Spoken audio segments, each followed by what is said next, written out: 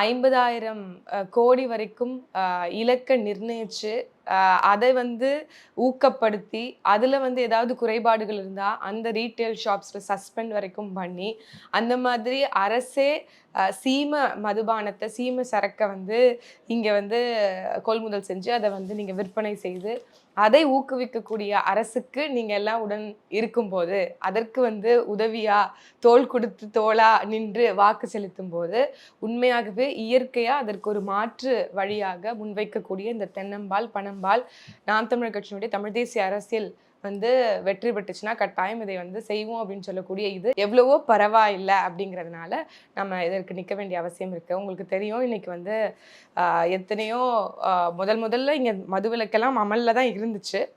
ஆனால் பின்பு அம்மையார் ஜெயலலிதா ஐயா எம்ஜிஆர் காலத்துலலாம் வந்துட்டு இது மதுபானம் வந்து இன்னைக்கு டாஸ்மாக் உருவாக்கப்பட்டுச்சு. இங்க தமிழ்நாட்டுல மதுவிலக்கு இருந்ததுல, மதுவிலக்கு அமல்ல இருந்துச்சுல, அதற்கு பிறகுதானே இந்த மதுவிலக்கை வந்து நீக்குறாங்க.